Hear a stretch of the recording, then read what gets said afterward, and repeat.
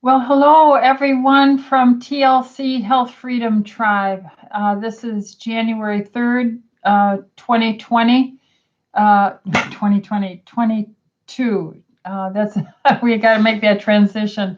I'm Dr. Ella Thorpe. This is with Tustin Longevity Center.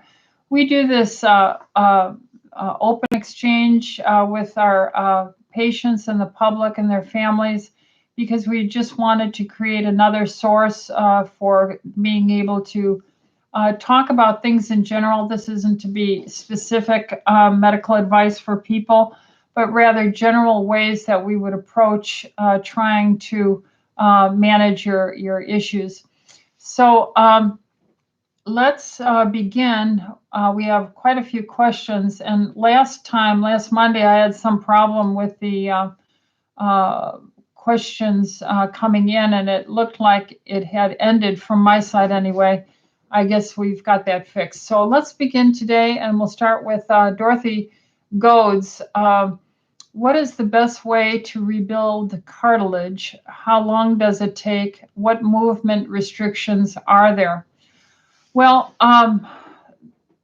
cartilage is made up of protein and fat. And so the American diet has been unfortunately attacked with marketing full of carbs and hydrogenated fats, trans fatty acids, using these vegetable oils. They're not vegetable oils, they're really seed oils like canola oil or other seed oils, which become hydrogenated in the heat. I never cook with those.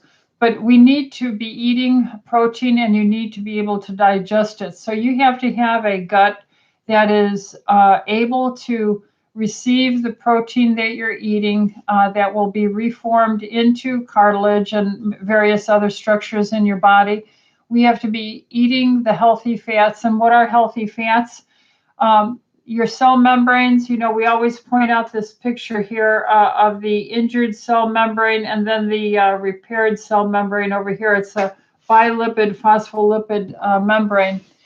And 50% of your membranes are fat, 50% are protein.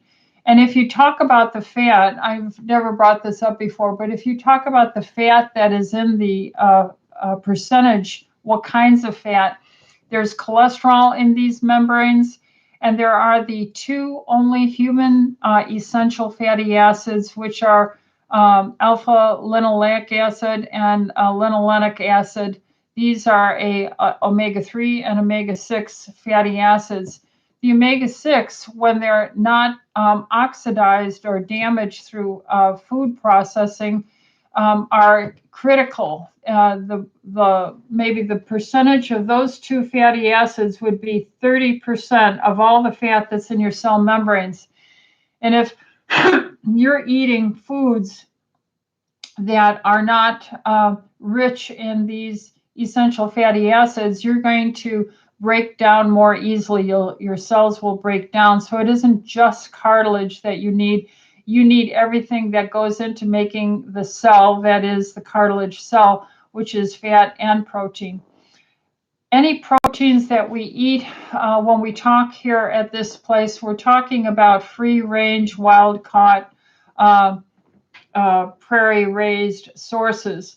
These would be the more ideal, because when animals and fish and poultry are allowed to forage in a prairie or an area, then they consume, by their choice, largely healthier range of plant-based foods for themselves. And then their cells become incorporated and richer in phytochemicals that when we eat the chicken and the skin on it, or we eat the meat from the cow, or we get the fish that is wild caught, they have a broader range of phytochemicals in them that are used in us to stay healthy. So how do you take care of your cartilage? You have to have a healthy tube. And most Americans today are damaged, which causes leaky gut. This leaky gut then creates an inflammatory signal, and that inflammation signal is kind of self-perpetuating, especially if you get in patterns of eating. So it's a big mess. The system of eating foods that are at fast food places, usually cafeteria foods, college and school foods, these are filled with long-term shelf life damaged hydrogenated omega-6s. The reason why they don't hydrogenate omega-3s is because they are omega-3s in a general sense become more rancid or oxidized, and they smell. So omega-6 is what they choose, so it doesn't smell when they hydrogenate it. And you've got to eat raw food, so to say. You have to eat unprepared, unpackaged, unprocessed foods. That's your best source, and you should rotate your food. You shouldn't be eating one particular protein every day, and that includes a protein shake. You should be going from fish to beef to chicken to pork to crustacean to eggs, and rotate your protein base for the day. I would also rotate your vegetables so that you're not eating the same food every day, because the more that food goes down your gut, it's going to leak through these leaky guts. So there isn't an ideal protein per se. If you live a healthy lifestyle, you should be able to, with the healthy fats, make your cartilage. You got to drink enough water so that your body can transport these things and remove the waste. Orthomolecular has a product called Chondroflex. And what was the name of the other one? Chondroflex and Collagen, Collagen.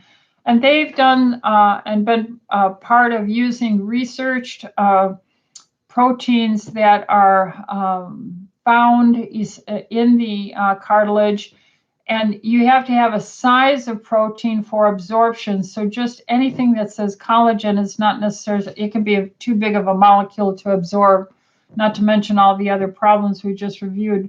So Chondroflex and collagen, one is a capsule, the other is a powder. And it takes about 6 months to be able to see the difference. So we're talking, we do carry these two products because of the research on it. But in general, I like to try just with healthy diet and lifestyles. So if you do those things, you should do well. If you're an older person, you might need to take digestive enzymes to help you break down those proteins that you're eating so that your body can break them up into smaller subunits for absorption. If you're a blood type A, you have to take it even from your youth. Let's see. The next question is Robert Pinsky says, Happy New Year. Here's a joke. Okay, to start off the new year. If you drop a slice of bread on the floor, drop a slice of bread on the floor, would it then be low carb? I see. So yes, it's a low carb because it's now lower than your body. Okay, Robert, thank you for the humor. We need this humor. Good. That's my TLC Health Freedom Tribe for you. Okay. Let's see. The next person is Shamsa. Are bile salts needed for vitamin D, which is superior vitamin D3, vegan form or non-vegan? Is oregano oil good to take for infections until it gets seen by a functional doctor for repeat infections?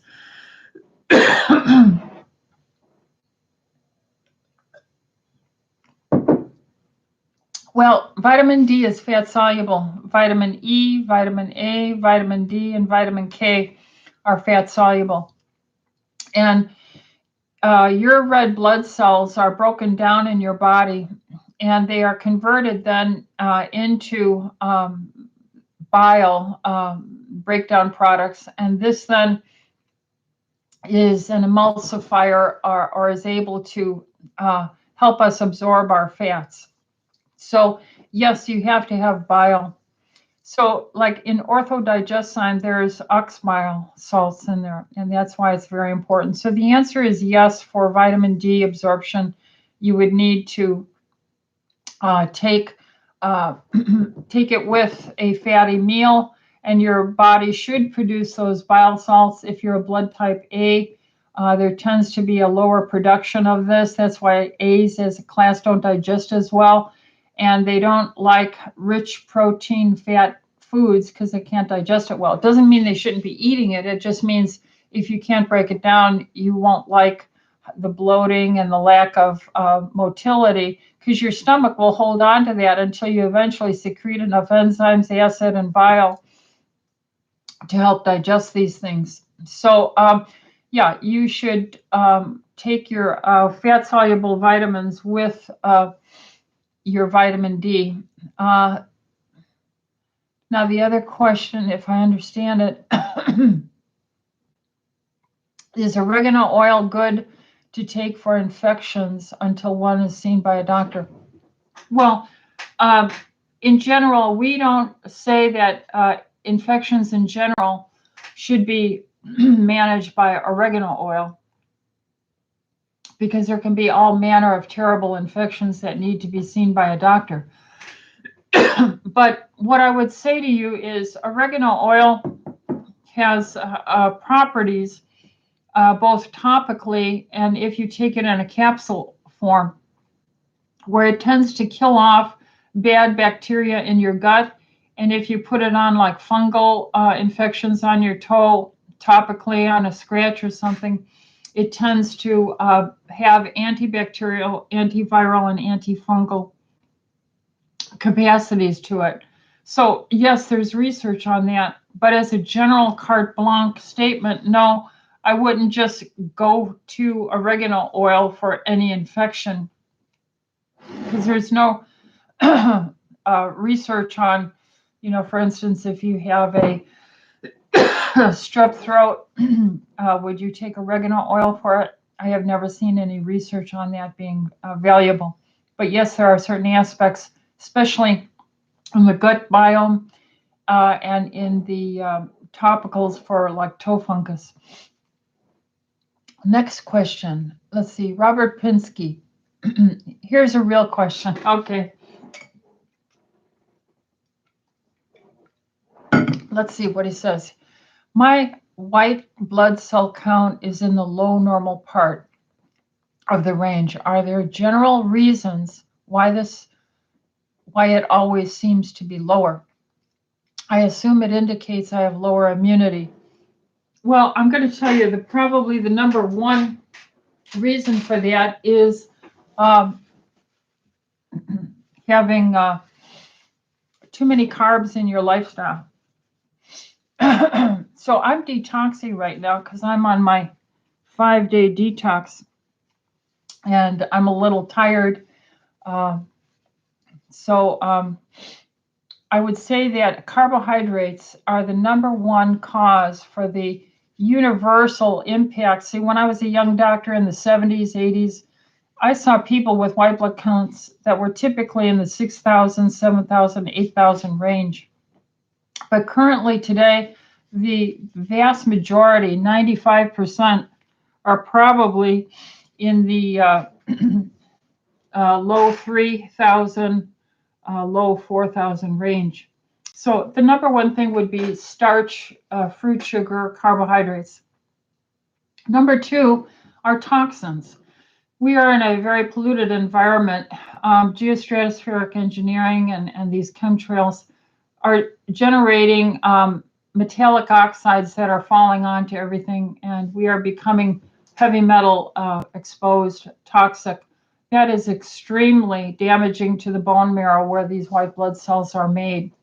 And then there's organopesticides, and there's plastics and BPA, all these various things. We don't drink enough water. We don't exercise enough. We eat too late at night because night is when you repair. So in general, these are the reasons. So we tell people to be low carb, drink your water, have some commitment to a regular exercise at least 5 days a week, if not every day. Don't eat late at night. And then we do EDTA chelation therapy. And by eating healthier foods and digesting and helping your gut biome, because about 70% of your immune system lines your gut, this tends to heal, and then your immune system can function better. So all the things I was telling Dorothy up above about how important the gut is to take good care of it, eat your healthy fats. We have the clinician's preference oil, which is, I got my little bag here of it. That's the linoleic and alpha-linoleic acid that are the 2 human essential fatty acids. It's not fish oil. It's not EPA and DHA. So that's what I take. And that should help it over time, Robert, if you do those things in succession, and maybe get some chelation therapy as well. We do have high-dose vitamin C. That's also helpful. The next question is, Shamsa again said, what's your views on oxalates? Also, what does having a low BP blood pressure indicate? Well, plants, there's plant tannins, plant phytates, plant oxalates, plant lectins. And these are components in the plant kingdom that can become irritating to us as human beings consuming them. And so if you work with a functional doctor, we can do food sensitivity testing on you. Also, you can get oxalates produced if you eat a high-carb diet in the biochemical pathways. This then is associated with high uric acid production and gout and other things like this, even fructose, eating too many fruit sugars. So we would suggest to you that, Shama, that your diet, you should find out your blood type so that we can figure out whether or not you're a blood type A. If you're a blood type A, it's even more important for you to help digest your foods, especially if you eat a lot of plant foods, so that you can digest them better and you don't build up oxalates. What does having a low blood pressure indicate? Well, you have to define who's telling you it's low. A blood pressure 90/60 is just fine. But if you are out of tone, if you're not exercising on a routine basis, and most of us when we age, we're not doing that, then you'll have, as you age and stand up, you'll have a moment of your body trying to rapidly adjust. But if you exercise, then your body will rapidly adjust from sitting to standing or lying to standing. So I would say a blood pressure that's under 90 and a systolically and a diastolic under 60, you should be seeing a doctor to evaluate that. It could be you're not drinking enough water. It could be that you're not using enough salt. There are many, many reasons for that. So I think a blood pressure is healthy, 90/60, up to 140/80 range. And that's where I like to keep my patients. Carol says, when eating doctor's bar, do I take digestive enzymes during? Well, it depends on how many bars you eat. Once in a while, I'll have 2 in a row, especially if I'm going to miss dinner. Like if I get busy and I come to this, I have to eat before 6 o'clock. If you're using it as a meal replacement, you could take a digestive enzyme. Otherwise, you don't have to. So that would be my simple answer there. If you're a blood type A, it might be a challenge to digest all that protein and the healthy phospholipids, so maybe a digestive enzyme would be a help. Carol also says, have you seen the Dr. Malone interview on Joe Rogan? They took it down, but I found a link if you're interested. Yeah, send me that link. I did listen to it, and I got about halfway through, and then it just stopped on me. I tried listening to it again yesterday, and I wasn't able to get through on it. So I saw about an hour and a half of his 3-hour lecture. It was very, very interesting, very revealing. I recommend it. So send the link. Yeah. Carol then says, this is a different Carol. Are there benefits from taking black seed cumin? I'm not familiar enough. I would have to look up in the books, so I'll do that. You got me, Carol. You got old Dr. Illithorpe here. Black seed cumin. Now, I'm not sure because I'm not a food botanist. I'm a medical doctor, but curcumin is a root extract, and it's very anti-inflammatory, very anti-aging. But black seed cumin, I'm going to have to look that up. Let's see. Shema also asks, do you specialize in specific onc? Would it be possible to get an email ad for the clinic as on the website? I can only see the contact number. I'm based in the UK. Email would be more convenient. Thanks.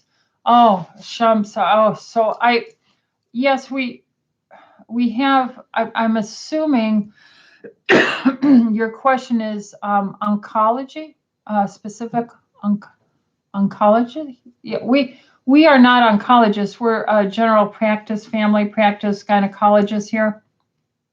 And we will support with lifestyle, immune support, detoxing and stuff like that, but we are not oncologists. So the best way to reach us, Shamsa, is to go to office@tlcdoctors.com. And that's office@tlcdoctors.com. And then send us your question and see if we can help you more specifically. But thank you for watching us all the way from the United Kingdom. I hope all is going well out there. Sean says, Happy New Year, Dr. E and the TLC Freedom Tribe. Sean is the gentleman who gave us our name, TLC Health Freedom Tribe. Hi, Sean. Good to see you too. Carol says, Argentin 23 has really helped my dog with itchy skin. Thank you so much. Well, that's wonderful.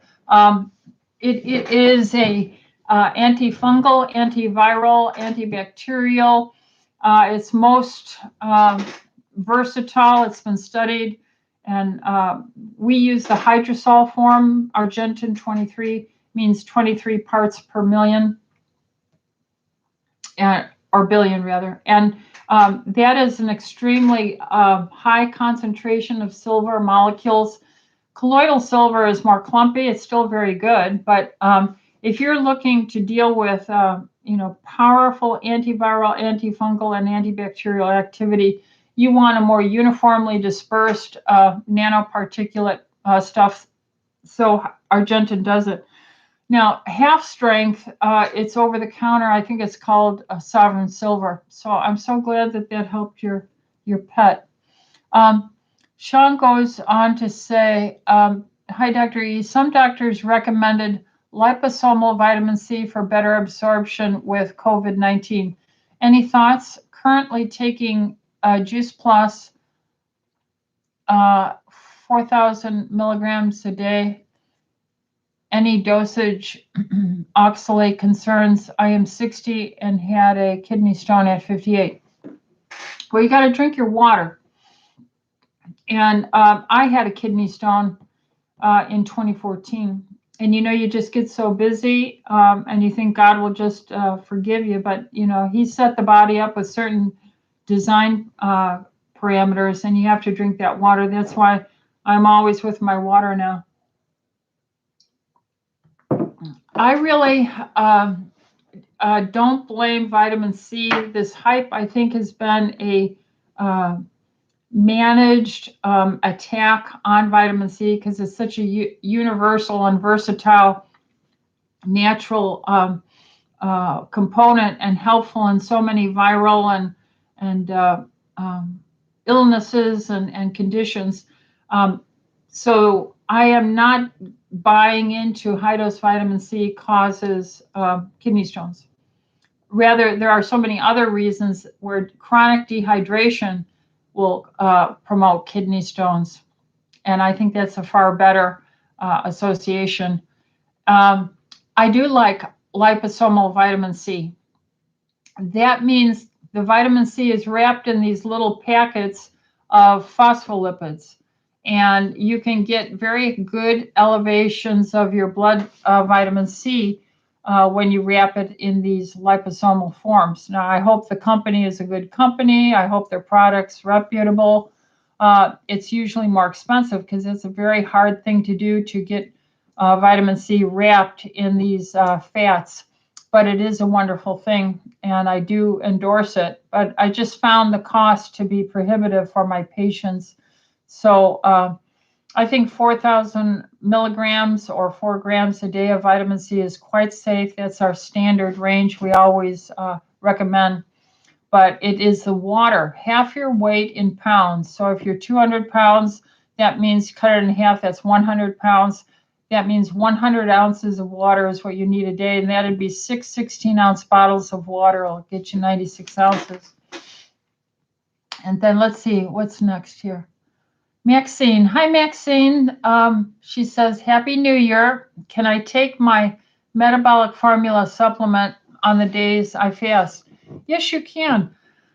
And I am using them right now. I'm on my 4th day of fasting. And you can see my body's detoxing, so I need extra water. Your body makes glucose, gluconeogenesis, and with that, if you're fasting, especially if you have a history of high blood triglycerides and higher blood sugars, and our threshold is lower than the standard doctors.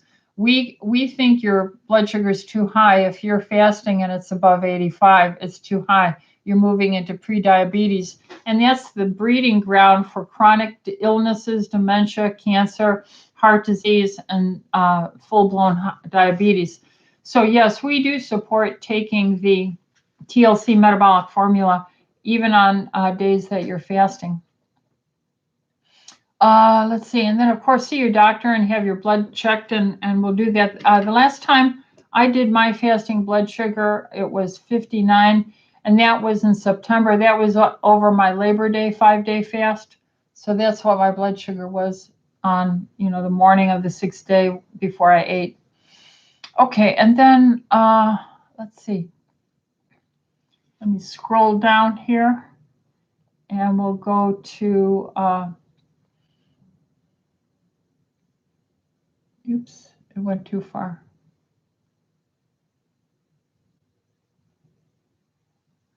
Dolphin. Tamoxifen is making my skin bleed. Any alternatives I can use?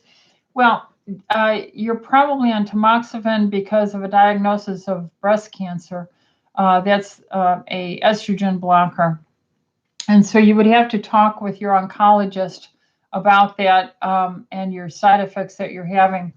I really don't see any direct relationship between the medicine tamoxifen and skin bleeding. Rather, what happens is when you block estrogen, then your skin thins because estrogen helps many things repair and build in the human body, the brain, the skin, the heart, your immune system. So estrogen is a anabolic steroid hormone that helps rejuvenate us. Without it, then we start to sag and wrinkle. It also helps elastin, collagen, and our skin thins. And then we can more easily scratch ourselves and bleed. So I think that's probably what's happening, Dolphin. Got to talk with whoever created the prescription for you and why you're on it, because that's probably what's happening to you. Deanne. Hi, Deanne. It says, is there any way to deal with a possible sleep apnea without going the CPAP route? Well, There are other things that are, structurally wise that are available. You could talk with a sleep specialist. But the thing is, if you're overweight, if you're not drinking enough water, if you're eating late at night, if your body's full of inflamed foods, if you have lots of allergies, if you have autoimmune issues, all these will make the mucous membranes swell, sag, drag down, just like your chin can get double with age. So let's cover it up. The back on the uvula there will sag with loss of your hormones. It'll get more easily blocked when you're laying down. If you eat foods that are allergens, it'll make your mucous tissues swell and be more problematic. If you don't drink enough water, then your body can't disinflame it. We lose enzymes with aging, so taking enzymes will help diminish the inflammatory aspect of aging and your tissues being swollen like that. Essential fatty acids that I brought up before, the linoleic and alpha-linoleic acids that are in clinicians' preference. If you take a teaspoon before bedtime, that's a nice way to coat everything and stay uninflamed. Some doctors do a uvulectomy. They just cut that little thing that hangs down in the back of your throat. Sometimes that helps people. Sometimes getting a sleep study done and seeing if a pillow positioning, a certain pillow that will help extend your neck a little better. Having humidity in your room. I put up a wet towel in my room because every winter we have the heat on and it dries the room out, and then your tissues get more sticky, and that can disrupt your breathing as well. So those are some suggestions there. Hopefully that'll help you, Deanne, but bring that up to your doctor and discuss that with them. Let's see. Debbie S. says, Happy New Year, Dr. Rita. I know potatoes are nightshades, correct, but is it okay to have potato skins loaded with good cheese, bacon, and sour cream? No allergies? Well, you're after my own heart, Debbie, because I would love to do that. Yeah, it is. It's really a mixed bag. I don't know. We would have to look into the research to see, do the nightshades skins have most of their lectins there, or is it in the structure of the starch that's in it? Like there's an eggplant with an eggplant skin, then the tomatoes are nightshades, potatoes. What else is a nightshade? I think that's it. But I do think it's in the skin, unfortunately, Debbie. So I can't endorse it. I would just save that for, like Christmas Day, Thanksgiving Day, Easter Sunday, Valentine's Day, about once a month. I think it's reasonable. So, but boy, that makes my mouth water not having eaten in so many days. Are you trying to tempt me, Debbie? Okay. Jennifer, Dr. Rita, when I fast, can I still take Juice Plus? Most definitely. And that's going to amplify the power and blessing of Juice Plus as antioxidants.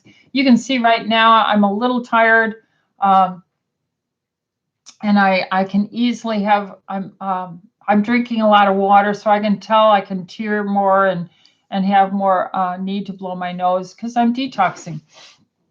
And when you take Juice Plus, it has so many colors of the phytochemicals that are in the world that are so helpful in slowing down aging and preventing disease. So yes, that's going to be amplified, and I would definitely use. I take all my vitamins when I am fasting. The only thing I don't take is my orthodigestine because I don't eat. So when I'm not eating, I don't use the orthodigestine, but I take all my vitamins anyway. Shamsa says, Hi, Dr. E. How can I access the products you sell on your website? Also, does your clinic have an email and I can email yourselves to my, as I'm from UK, and do you specialize in specific oncology? Yeah, I think I answered that already. The email is office@tlcdoctors.com. That's office@tlcdoctors, plural.com. And then they can help you with getting those answers for using some of the stuff at our vitamin shop. But we don't have, I don't practice oncology. I'm not an oncologist. What we do is we try and help with all the immune detoxing, nutritional support and training that you need to go along with your oncologist management. And so that's what we would do there for you, Shamsa. Okay. Jenna says, when you fast, do you only drink water? Are liquid, high-quality whey protein shakes with unsweetened almond and milk acceptable when fasting? Well, I'm on a water fast, and then I do drink black coffee. There's nothing in it other than the coffee. And so what is fasting? Fasting is just saying, I am going to restrict something that normally I would have. So you can fast a TV program. You can fast, all kinds of activities. But in the diet, you could say, I am just going to fast dairy and wheat and see how I feel 1 month later. So you could be eating, but you're on a fast for avoiding anything dairy and wheat. So fast is a general term that demarcates something you're avoiding. We mostly think of not eating when we say fasting. So when I fast, I am just not eating anything. I am just having water and black coffee, and that's the general concept there. But some people modify their fast, and they put butter in their black coffee or medium chain triglycerides. When you do that, you technically are not on a pure fast anymore. Now you are on a modified fast. So if you take a protein shake, you are on a modified fast. You could, for instance, say, well, I'm not going to eat anything other than my shake once a day. And you could do that too. Some people do a fast where they eat one meal a day. So they're going from dinner to dinner. That's a certain kind of fasting, 24 hours in between meals. Time restricted fasting is saying you're only going to eat between, let's say, noon and 6 p.m. That's how I live my life in general. I never eat between roughly after 6 until noon the next day. So there's all kinds of ways to look at fasting and what you want to achieve. I started out with fasting wheat and dairy, and then I fasted all fast food restaurants, and then all restaurants. So I over the years I've developed a approach to eliminating things I know that in general will bring me no benefit. And fast food places, for decades I haven't used that. You could fast all soda pops. You could fast all juices because of the high fructose corn syrup. So fasting can be what you make it towards the goals that you have, and you can share that with your doctor and try and develop what's your goal, what do you want to see, and we can do some labs to assess that. Let's see. Karen says, a dear friend of mine, 68-year-old, has just been diagnosed with pulmonary fibrosis. She is on a waiting list to get in with a pulmonologist in the Sacramento area where she lives. Do you have any recommendations that she can do now? Yeah, I would get on essential fatty acids, that parent essential oil. I would take, a teaspoon a day and maybe 4 capsules a day. She needs to repair her inflammation. She's got inflammation. And I would take the essential clinician's preference oil, not any fish oil, not fish oil. One more time, not fish oil. Remember, fish are in cold water in general, 30-degree, almost freezing or freezing, and they need antifreeze. And so God gave them these many fatty acid chains with lots of double bonds in them. So you can't freeze, them in the fish pond or in the ocean. So they have lots of double chains, double bonds in their fatty acid structure. As fish go into the Caribbean, where the water's warmer, 70 degrees, the ratio of those, EPA and DHA with multiple double bonds diminishes dramatically, 70% less, because they don't need so much. You have to understand those double bonds, when they're around oxygen or heat, they get burnt, so to say, and oxidized. And that's what rancidity is. And if you take fish oil into a 98.6 body, you are literally burning it before it's going to do you any benefit. So this is foolishness, the science behind saying it's good for your heart or good for your brain. This is foolishness.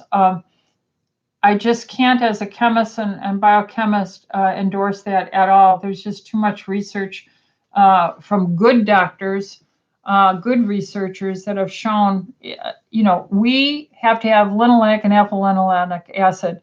So her cell membranes that are Longier, every cell in her body needs that, and so do we. So that's what I would do. I would put her on a strict diet where she eats a one menu day, where you would have a protein, let's say on the beef, free range beef, pair up broccoli and butter and salt and pepper for lunch, and then have the same thing at dinner, the meat with the broccoli buttered up with salt and pepper for dinner. And then the next day have a chicken and vegetable for lunch and dinner, and the next day a fish and vegetable for lunch and dinner, and the fourth day maybe pork and vegetable for lunch and dinner, or eggs and a vegetable for lunch and dinner, and not one other piece of food, not one other piece of food at all. And I would do that for 3 months. Take the oil and then take enzyme. She needs Vitalzyme. She needs 5, probably 3 times a day. She needs so many enzymes. And this will repair her membranes and her elasticity. And she should do very well. Of course, she would do great if she was also on, a good antioxidant, probably Juice Plus, or if she was taking vitamin D, that would be very important, these kind of things. But what we're doing is we're going right down to the cell membrane and saying, what is inflaming her that she's scarring up and getting pulmonary fibrosis? So we're going to repair the cell membranes made of fat and protein with the right fat, and get the enzymes to disinflame and get the food allergies out. And she needs to drink half her weight in water every day. She probably needs also some magnesium. The OptiMag Neural, that scoop of that powder in water twice a day would probably be very, very good for her as well. So you could do all kinds of things. That's why she needs to see a functional doctor, so we don't all go overboard. Only what she needs, and she should get some testing. All right, so the next one is 6 million. Hi, 6 million. Do you have a pediatrician in your office? Another question, do you know of any website database of homeopathic or more natural doctors that I can look up in my area? I live in Los Angeles. Well, we family doctors, general practitioners, do take care of children. So yes, we have the ability to see children here.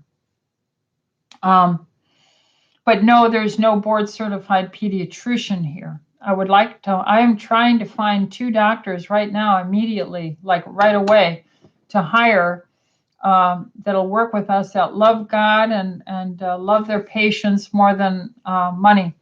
Now, not that we wouldn't pay them fair, but we need good doctors.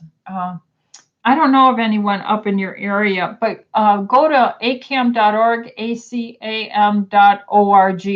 Go to acam.org, and then type in your zip code.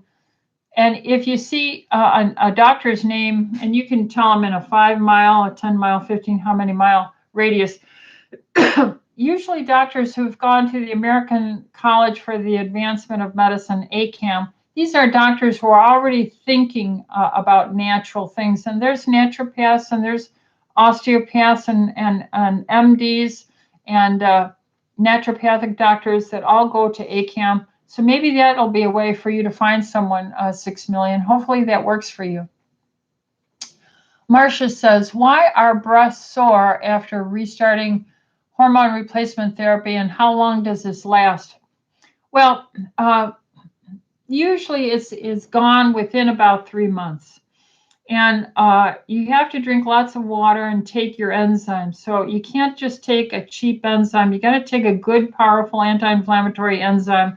I would say Vascuzyme, 5 or 6 twice a day, lots of water, and it should resolve within about 8 to 12 weeks. And the reason is, when all our hormones for rebuilding us, and our elastin, our collagen, our heart health, our immune health, our bone health, our mental health, the benefits and the duties of estrogen are so fantastic that we want this to help the brain, heart, immune, bone, skin, all these things in the body. And when you've lost it and it's been gone, and then you bring it back, there's kind of like a jump start. And the progesterone has to balance with the estradiol. And you will feel that. Whereas when you were a young girl and it was slowly, slowly, slowly building up in you, as opposed to starting it with a prescription, I use modest dose. I think I know who you are, Marcia, and I don't use large doses, but it will go away. That feeling will go, because this is impacting from your head to your toe and your breast, your glands, and your body is acknowledging that it's there. Jenna says, my sister, who is 51 and perimenopausal, has been having very heavy periods with clotting for the past few months, lasting 2 to 3 weeks at a time. Your thoughts and advice? Well, that's why I love progesterone. And progesterone helps clean the uterus out. So if you ovulate, one ovary ovulates, and that progesterone signal is a signal to the lining of the uterus to clean it all out. So as you get older, you don't ovulate as much, and the lining of the uterus builds up so that it can't clean itself out. So she probably needs natural progesterone, and she needs to see a doctor to help guide her on this, and tell her if she starts the progesterone, she'll probably have even more bleeding for a week or so, and then it'll taper off.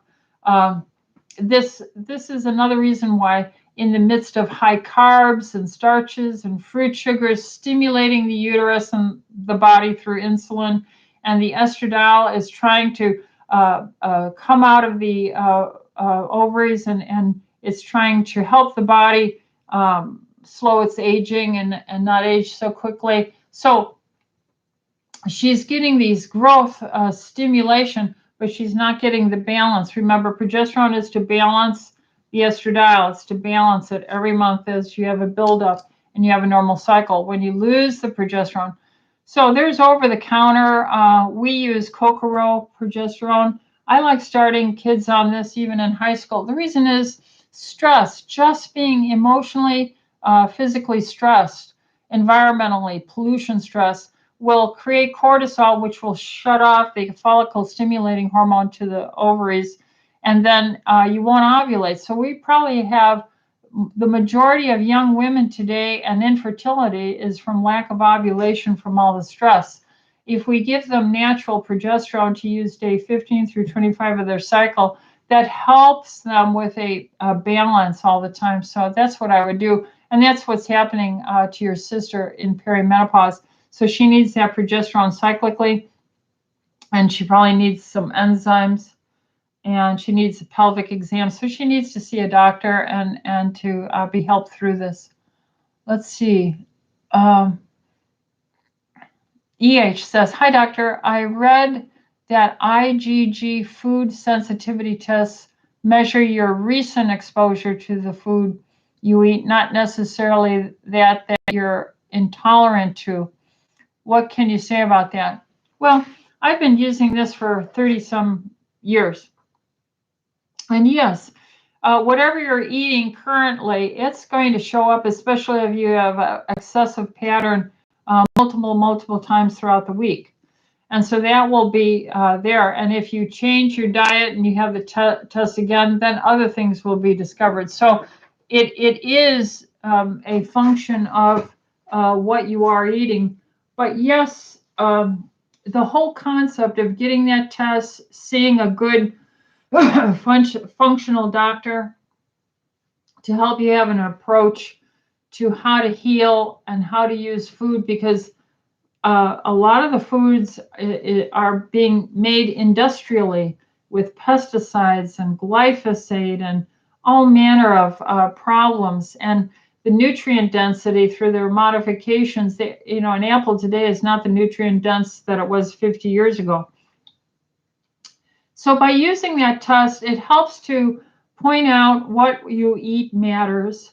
And yes, it can show what you're currently eating, but it will have a broader spectrum, and it will show the improvement if you eliminate those things. So we do repeat it at least once. So it's partially true what you're saying, but nevertheless, a good doctor will know how to guide you and walk you through that to get the benefit out of it. Shama says, is vegan vitamin D inferior to the animal-based vitamin D? Thanks. All vitamin D is a animal-based product. There is no plant vitamin D. So I don't quite really know what you're saying, Shama. All vitamin D is a cholesterol-based modified product. So if it's really vitamin D, it's animal-based. Now, I guess that's all I would say about that. Zore says, what to do about bile reflux, throwing up bile in the morning on an empty stomach? Well, Zore, I know your background there.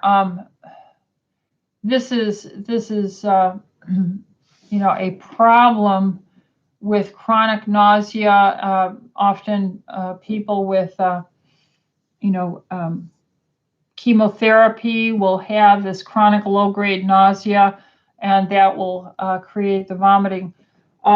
The lining of the gut is fast turnover because there's so much stress going down your tube every day with what you're eating and scratching and the tearing and ripping of it. So the turnover of damage to your gut lining is high, and that's why you need to eat those things that repair it. When you're under chemotherapy or other certain medications or stressors or infections, then these are going to create a damage to the lining at exponential rate than just what we do through life. So if you took, before you went to bed, a teaspoon of the Perrin essential oil, clinician's oil, which is the linoleic, alpha-linolenic acids that we need. If you took some SBI Protect, which is a protein immunoglobulin designed for gut repair, I think that would go a long way to help promote healing over the night. Also, if you took the NT powder or our doctor's nutrition bar full of those phospholipids that make up the membrane of the cells, that would help you with that morning nausea. Of course, you got to eat a very healthy, simplified rotation diet. That's what we mean by rotation, not eating the same thing day after day. So that would help you. And then I would use your digestive enzymes when you do eat to help you break that down. Joe says, what do you recommend for Omicron, cough, and nausea. Well, I recommend a healthy lifestyle because if your blood sugar is low, your immune system's strong. If you drink enough water, your immune system is strong. If you exercise, your T cell and immune function cells are healthier. If you get a good night's sleep every night, your immune system is improved. If you're outside and getting some sunshine, but also if you're not eating late, you will heal quicker. But taking extra D, 5 to 10,000 international units of D3, taking zinc, we have that Immune Protect where we put the quercetin in it, we put the vitamin C in it, we put in the N-acetylcysteine in it, and we put in, what else did we put in Immune Protect? Some of the mushrooms that stimulate the immune system. So if you're taking those things, that should get you through. Now, if you're having a fever or chills, you should be seen by a doctor. Let them listen to your lungs. Otherwise, I would sip some chicken broth or beef broth at night. That's very soothing. If you took a teaspoon of the oil, that'll help calm the throat and area there, be less irritant and triggered to cough.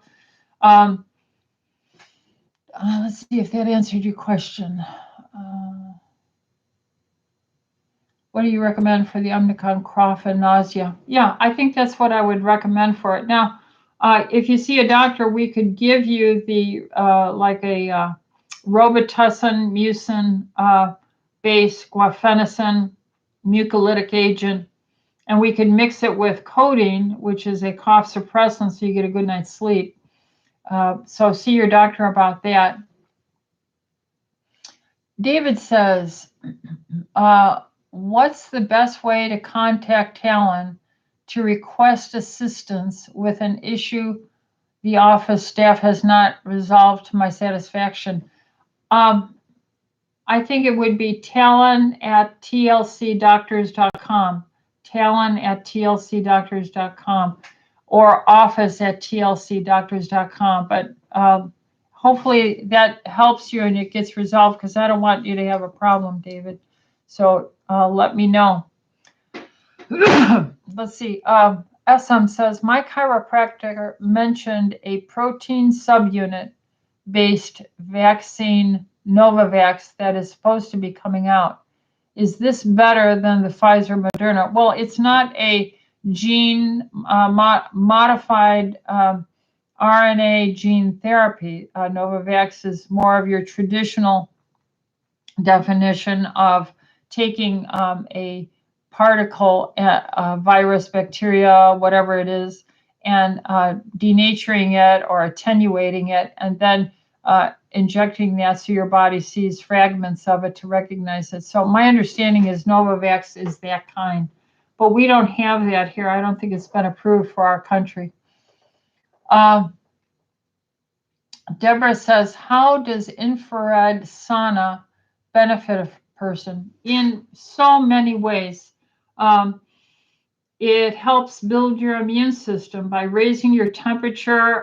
There are heat shock proteins and a whole cascade of physiological immune benefiting, anti-aging, cardiovascular benefiting activity. Of course, you need to drink plenty of water. It is also associated with healthier sleep, healthier cardiovascular. I mentioned the immune.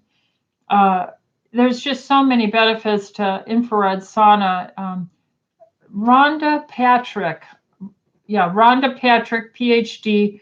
If you look up, she did an exhaustive retrospective meta-analysis of, the Finnish people who do a wet sauna with the hot stones versus the infrared, the research on it, and it's very exhaustive.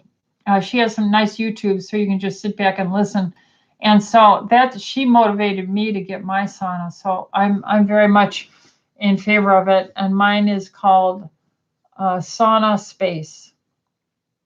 Sauna Space is what I got a tent in my bedroom for that. Sean says, In recent podcasts, Dr. Peter McCullough is recommending diluted povidone iodine spray to kill Omicron and other viruses. Any thoughts? I'm currently using Argentin. Yeah, and so am I, because the research, you can't get much better than Bethesda Naval Center with hydrosol nanoparticulate silver killing Ebola, which is in that same corona family. So yeah, I'm not saying iodine won't do it, and there were studies on it, and it was very impressive and beneficial. And I'm not against you using that. It's just I have found, I've been through this 2 years now, and I added Saturdays, so I'm working harder and longer than I ever have at my age. And I'm just using the Argentin silver up my nose, and then sometimes I'll spray my face just to get a mist on it at the end of a day. And so I feel very confident that Argentin is the way to go. But I'm certainly not opposed to dilute povidone iodine rinses and sprays. Let's see.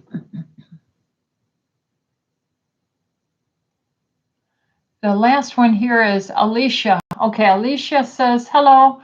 How do you know if you have low methylation and how to balance it?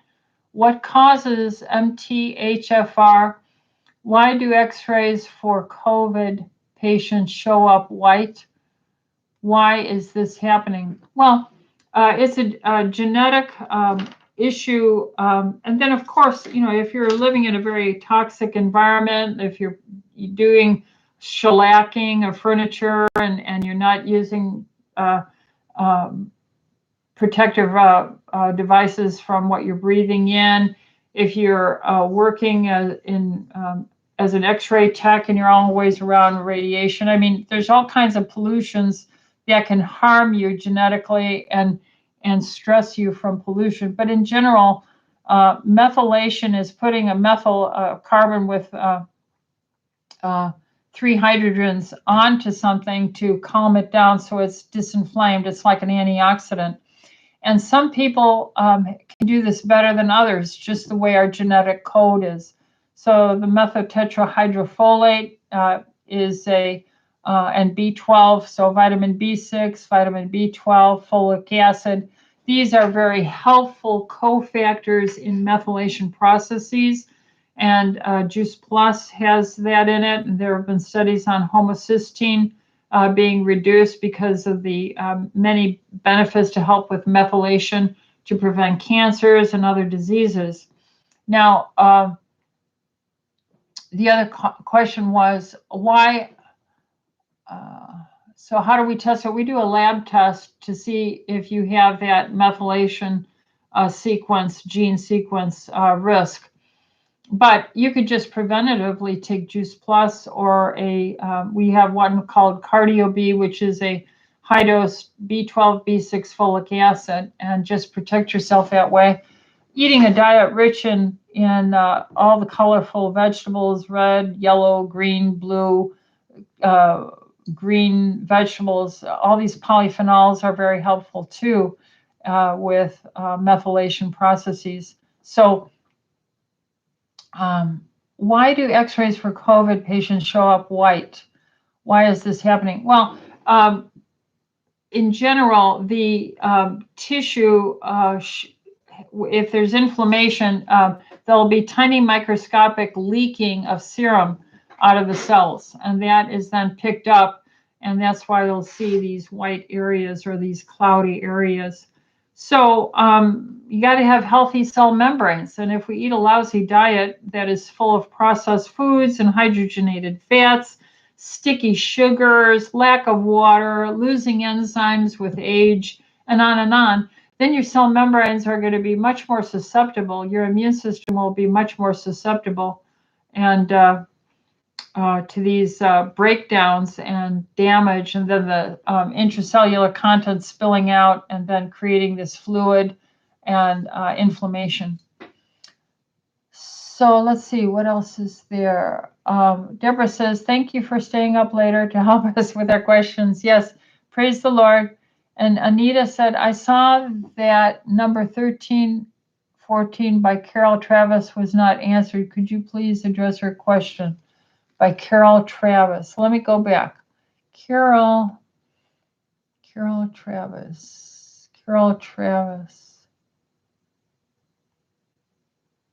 Oh.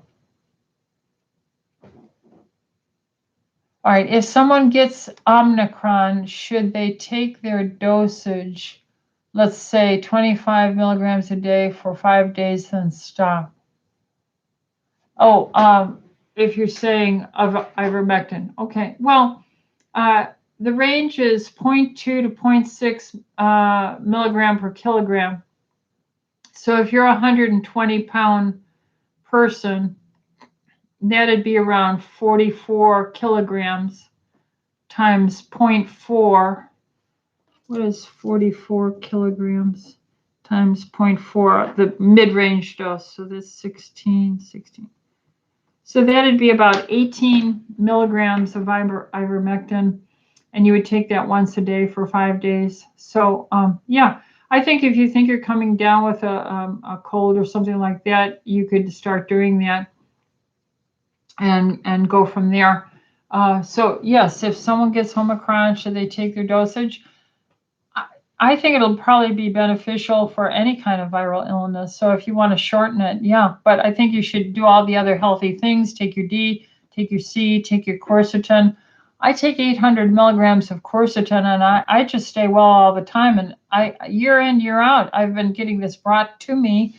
And so I've stayed well, and I have not used ivermectin or hydroxychloroquine. I just didn't get sick. And I actually didn't take a vitamin C drip either. So this is just straight me and my lifestyle. So hopefully that'll work out well. I want to say then that's probably the last question I'll take tonight. And we'll see you then Wednesday at 9:45 in the morning. And we'll go from there and look at all the papers that I didn't get to go over. And I also but this one here was by Robert Malone, and this is on his website, RW Malone, RWMALONE-MD.com. And so he has a wonderful website, and I downloaded this from gene vaccination in children and his comments, and there's just tons of reasons why we need to protect our children. All right, my dear TLC Health Freedom Tribe, God bless, and we'll see you Wednesday at 9:45 in the morning.